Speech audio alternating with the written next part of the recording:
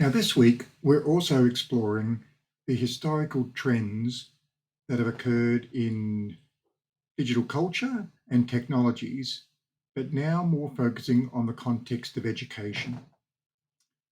So, personal computers were introduced into schools in the 70s and 80s, and that represented quite a shift, obviously, in the use of digital technologies in schools, because before then, only a few schools had access to mainframe computers at universities and other resources as such. But since the 80s, there's been an explosion in the use of computers in schools, as there has been in wider culture. Now, Larry Kerben explores how classrooms have integrated the use of technology starting at the 1920s and moving through the digital introduction of technologies into schools. So I encourage you to explore his reading. And then I'd like you to share your own encounters with digital technologies. So, in terms of your own educational journey, what has been the impact and your perceptions of the role of technology on learning? And how has that changed over time? And share that onto Teams. Now, with the introduction of computers into schools and education, there was also the opportunity to develop specific educational software that addressed particular concerns to education, as opposed to using business applications or scientific software that was designed for other purposes. Now, one of the key theorists in the use of computers and software for the education of children was Seymour Papert. And he had a particular text called Mindstorms.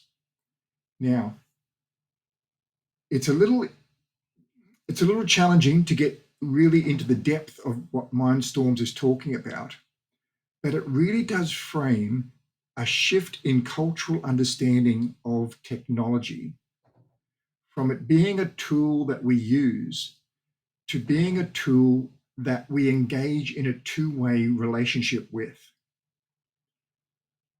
Now, digital technologies go beyond traditional tools. Having a hammer, unless you're a die-hard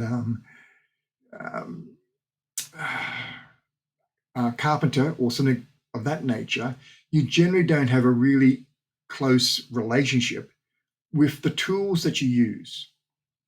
But with digital technologies, that can shift and shift quite dramatically, particularly for children. And that two-way nature of how digital technologies affect us just as much as we affect the technologies for various purposes is something that Seymour Papert explores in the context of education. So there have been a range of predictions made about how technologies are going to impact upon education into the future.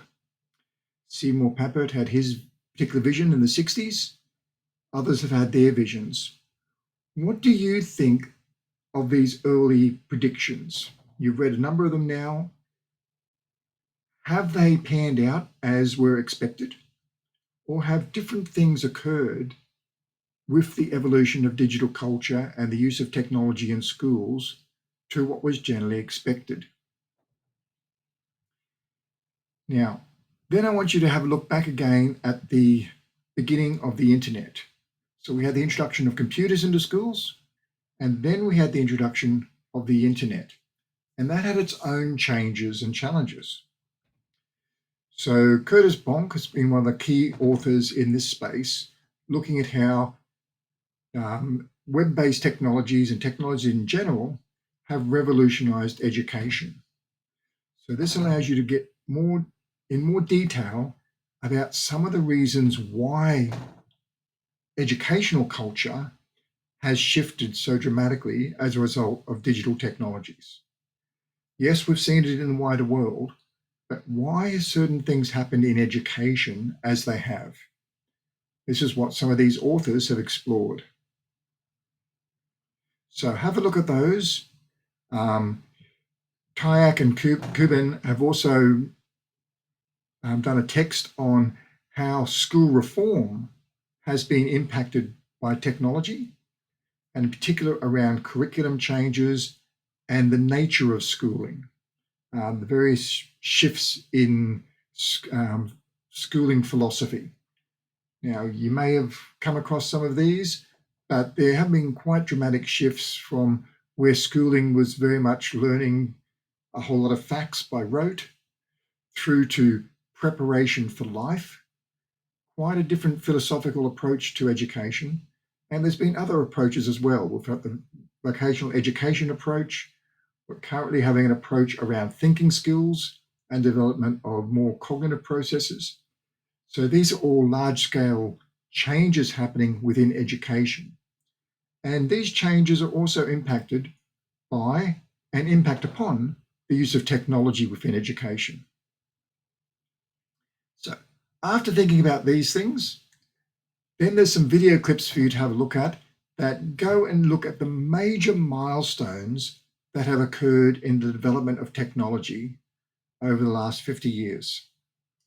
Now, these are a little bit long. I have provided you with summaries, but see if you can at least identify one that you explore in a little bit more depth, and in the teams, share how it relates to the learning activity that you're considering exploring as part of your first assessment task.